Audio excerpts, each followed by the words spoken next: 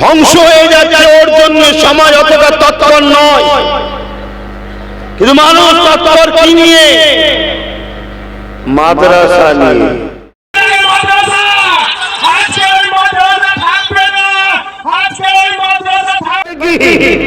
ব্যাপারটা এখান থেকে রসুল দিয়া চ্যালেঞ্জ নিয়েছে আমেরিকা। সেই কোরআনের চ্যালেঞ্জ পৃথিবীর বড় বড় শিক্ষিত পণ্ডিতরা নিয়েছে। কেউ 20 বছর, কেউ 30 বছর ধরে রিসার্চ করছে একটা ভুল বার করব, তাহলে কোরআনের এই কথাটাকে মিথ্যা প্রমাণ করে দেবো যে এর মধ্যে ভুল আছে। কিন্তু কারো 30 বছর, কারো 20 বছর, কারো 40 বছর রিসার্চের পর তারাই বলতে বাধ্য হয়েছে যে আমার 30 বছরের অভিজ্ঞতার রিসার্চে একটা ভুল পেয়েছি, সেটা হলো কোরআনের নয় আমার, আমি কোরআন না মেনে আছি, এটাই ভুল। তাই সাক্ষী দিচ্ছি আজ থেকে কোরআন মেনে নিলাম। জোরে বলুন সুবহানাল্লাহ, আরো জোরে বলুন সুবহানাল্লাহ। আজও কত সহিংসা রয়েছে, কত বাদশা আছে, কত পণ্ডিত আছে, কত বড় বড় সব শিক্ষিত রয়েছে। আসো, ক্ষমতা তো তোমাদের হাতে, কোরআনের মোকাবেলায় আসো, চ্যালেঞ্জে আসো।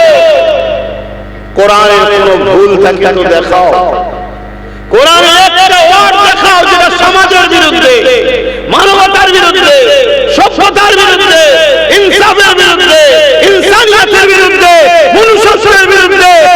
একটা ওয়ার্ড দেখাও, না হবে না।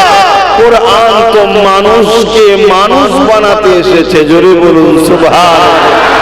দুটো হাত, দুটো পা, দুটো চোখ, খাওয়া শোয়া ঘুমাবার নাম মানুষ নয়।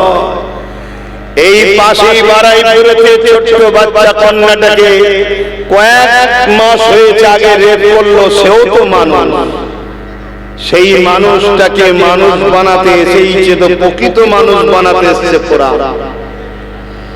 তাই কোরআন যেখানে চলছে 1450-1500 বছর হয়ে গেল, সেই মদিনার বুকে রেপ তো দূরের কথা, সেখানে একটা নারীকে আগে ইফতিজিং করা হয়নি কেন? সেখানে কোরআনের রাজ চলছে। জোরে বলুন সুবহানাল্লাহ, আরো জোরে বলুন সুবহানাল্লাহ। এজন্য কোরআনের বিরুদ্ধে দুনিয়া সমস্ত রেপিস্টরা বিরোধী করে। কোরআনের বিরোধী তারা, দুনিয়ায় যত জালিম আছে তারা, কোরআনের বিরোধী তারা, দুনিয়ায় যত অশিক্ষিত মূর্খ আছে তারা, কোরআনের বিরোধী তারা, দুনিয়ায় যত খুনি মানবী পশু আছে তারা। নচিত কোরআনের বিরোধী কেউ করবে না কেন? কোরআন তো আপনাকে ইনসান, ইনসানিয়ত, মানবতা, সভ্যতা, সাম্য, ঐক্য, ভ্রাতৃত্ব, ভালোবাসা শিক্ষা দিতে এসেছে। কোরআন কি বলছে? আপনি যদি একটা মানুষকে বিপদ থেকে উদ্ধার করেন বা বাঁচাবার ওসিলা হন, মাধ্যম হন, আপনি পুরো মানুষ জাতিকে বাঁচালেন। বলুন সুবহানাল্লাহ। আপনি যদি একটা ক্ষুধার্তকে খানা খাওয়ান, পুরো মানুষ জাতিকে খানা খাওয়াবার নাকি সওয়াব পাবেন। বলুন সুবহানাল্লাহ। আপনি যদি একটা নির্দোষ মানুষের উপরে জুলুম করেন, পুরো মানুষ জাতির উপরে জুলুম করলেন। এটাই তো কোরআনের মেসেজ। কোরআন তো মানব বন্ধন শিখিয়েছে। তো সেই কোরআনটার প্র্যাকটিক্যালটা হলো মুহাম্মাদুর রাসূলুল্লাহ। জোরে বলুন সুবহানাল্লাহ। আসো, বসি, আলোচনা হোক আমার নবীর সিরাত নিয়ে, আমার নবীর মিলাদ নিয়ে, আমার নবীর লাইফ স্টাইল নিয়ে। যে আমার নবীর জীবনে দেখো এমন কোন কাজ আছে যেটা সভ্যতার বিরুদ্ধে, মানবতার বিরুদ্ধে, ইনসাফের বিরুদ্ধে, ইনসানিয়তের বিরুদ্ধে। কোন এমন একটা কাজ দেখাও যেটা ভুল। কথা বুঝছেন তো নাকি? আর আপনাদেরকেও আজ মেসেজ দিচ্ছি, সম্মান যদি পেতে চান মুহাম্মদ রাসূলের গোলাম হন, ইজ্জত যদি পেতে চান মুহাম্মদ রাসূলের গোলাম হন, সমস্ত ক্ষেত্রে বিজয় যদি লাভ করতে চান মুহাম্মদ রাসূলের গোলাম হন। জোরে বলুন সুবহানাল্লাহ। সংসার জীবন, কারবার জীবন, অর্থনৈতিক জীবন, রাষ্ট্র জীবন, রাজনীতির জীবন, পরিবার নীতির জীবন, প্রতিবেশী নীতির জীবন, সব জায়গাতে যদি নিরাপত্তা শান্তি পেতে চান, দিলের মধ্যে কথাকে গেঁথে নেন, মুহাম্মদ রাসূলের গোলাম। ওই ঝান্ডা নিয়ে স্লোগান দেওয়া গোলাম নয়, মুহাম্মদ রাসূলকে আপনার লাইফে নিয়ে আসুন। আপনার জীবনের প্রতিটা নকশা কদমে হুজুরকে ফলো করুন। আমাদের কোনো আইডল নাই, আমাদের কোনো পথ প্রদর্শক কাউকে আমরা ফলো করি না। আমরা উলামা হোক, মুফতি হোক, পীর হোক, বক্তা হোক, আলেম হোক, তাদেরকে সম্মান করি, মর্যাদা দিই, আদব করি, ভালোবাসি। কারণ কি? তারা আমাদেরকে মুহাম্মদ রাসূলের মেসেজ দেয়, অন্য কোনো কারণ নয়। যে আলেম, যে মুফতি, যে পীর, পীরজাদা মুহাম্মদ রাসূলের মেসেজ দেয় না, আমাদেরকে মুহাম্মদ রাসূলের সঙ্গে জুড়তে চাই না, তাদেরকে তো পায়ের জুতো ধুলোর থেকেও নিকৃষ্ট মনে করি।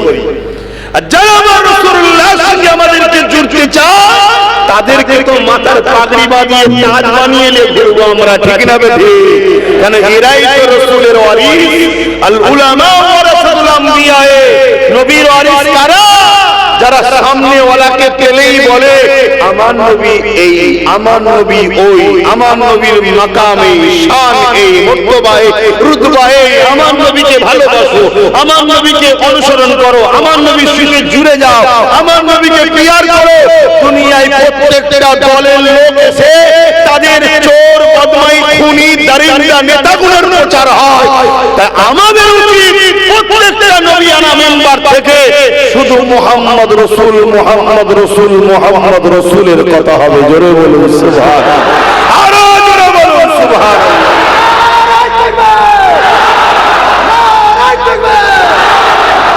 আর মুহাম্মদ রাসূলের আলোচনা যেখানে হয়, আবু জেহেল এমনি মারা যায়। মুহাম্মদ রাসূলের আলোচনা যেখানে হবে, উতবা, সাইদ, আবু লাহাবের মতো চিটিংবাজ এমনি ধরা পড়ে যাবে। কারণ মুহাম্মদ রাসূল বলেছেন, জালিম শাসকের বিরুদ্ধে হক কথা বলা এটাও একটা বড় জিহাদ। জোরে বলুন সুবহানাল্লাহ। আজ কেউ আমাদেরকে বলে জিহাদি, বলে না? আলহামদুলিল্লাহ, যারা বলে তাদের বিরুদ্ধে আমাদের তো জিহাদ ছিল, আছে, থাকবে। এই রবিউল আউয়ালের মাসে দোনো জাহানের সুলতান তশরিফ নিয়ে এসেছিলেন। সারা বছরই রাসূলের সিরাত নিয়ে আলোচনা হয়। রাসূলের সিরাতটা কি? লাকাদ কানা লাকুম ফি রাসূলিল্লাহি উসওয়াতুন হাসানা। নবীর আখলাক, চরিত্র, টোটাল জীবনী নিয়ে সারা বছর আলোচনা হয়। আর নবীর লাইফ জীবনটা কি? আম্মা আয়েশা সিদ্দিকা রাদিয়াল্লাহু তাআলা আনহা বলছেন, কানা খুলুকুল্লাহুল কুরআন। আমার নবীর লাইফ স্টাইল, চরিত্র, জীবনটাই হলো কোরআন। জোরে বলুন সুবহানাল্লাহ। অর্থাৎ নবী যা কিছু করেছে কোরআন অনুযায়ী করেছে। কোরআন হলো কালামে হক, আল্লাহর কথা। দুনিয়ায় হাজারো শাহিনশাহ, বাদশাহ, পণ্ডিত যত এসেছে সবাই চেষ্টা করেছে কোরআন নিয়ে। কেউ সত্যের পথ পাওয়ার জন্য, কেউ ভুল করার জন্য। যে যেভাবেই হোক কোরআনকে আজও পর্যন্ত কেউ জের জবর নুক্তারও ভুল ধরতে পারেনি। জোরে বলুন সুবহানাল্লাহ। প্রত্যেকটা কিতাবের লেখক, যত বড় পৃথিবী বিখ্যাত লেখক লেখিকা হোক, কিতাবের শেষে একটা কলম দেয়। কারো নজরে যদি ভুল ধরা পড়ে দয়া করে জানাবেন, নতুন সংস্কারের সময় সংস্কার করে বার করা হবে। কিন্তু কোরআন এমন একটা কিতাব, পৃষ্ঠা পরে উল্টাবে, প্রথম উপরে লেখা আছে জালিকাল কিতাব লা রাইবা ফি। दुनिया में जितने आदमी था, है, रहेगा और आने वाला है, क़यामत तक सबको कुरान ने चैलेंज दिया, जालिकल किताब ला रैब फी। एक ऐसी किताब है जिसमें भूल गलत तो बहुत दूर की बात है, इस कुरान में कोई शक नहीं, কোনো সন্দেহ নাই। জোরে বলুন সুবহানাল্লাহ। ভয় ওই জায়গাটায়, টাকা দিয়ে, পয়সা দিয়ে,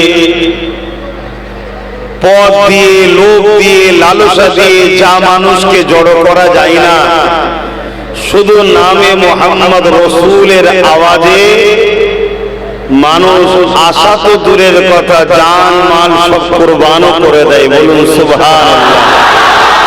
এটাই হলো ভয়। এজন্যই তো দুনিয়া চাইছে আমাদেরকে রাসূল থেকে দূরে সরাবার। যত রকম নাটক চলছে, সব নাটকের পিছনে একটাই ষড়যন্ত্র। ডবল চেয়ারে বসো না, শেষকালে ভেঙে একেবারেই কাঁদা। মন দিয়ে শোনেন ভাই, কত কথা বলবো। অনেক আশার ইচ্ছা থাকলেও আপনারা নিয়ে আসতে পারেননি। আমার কোনো সমস্যা সেদিনও ছিল না, আজও নাই। সেদিনও যে সমস্যা, আজও সে সমস্যা। আস্তে আস্তে ফোন এলো কোনো এক জেলা থেকে, আর কয়েকদিন পরে মাহফিল আছে। সেখানকার থানার প্রধান ভারপ্রাপ্ত ওসি সাহেব জলসা কমিটিকে ডেকে বলেছে, আব্বাস বাবু ছাড়া যাকে খুশি নিয়ে আসো। আমি ভাবতে পারছি না, এটা তো বিগত সরকারের সময় শুনতাম। তাহলে অ্যালার্জি একই জিনিস, আগেও ছিল, আজও আছে। সমস্যা একটাই, দুনিয়া আপনাদেরকে চাই রাসূল থেকে সরাবে, আমি আপনাদেরকে চাই রাসূলের সঙ্গে জুড়ব। রাসূলকে আমি এক কথাই বলতে পারি, ইনসাফ, ইনসানিয়ত, মানবতা, ভ্রাতৃত্ব, ভালোবাসা, ঐক্য,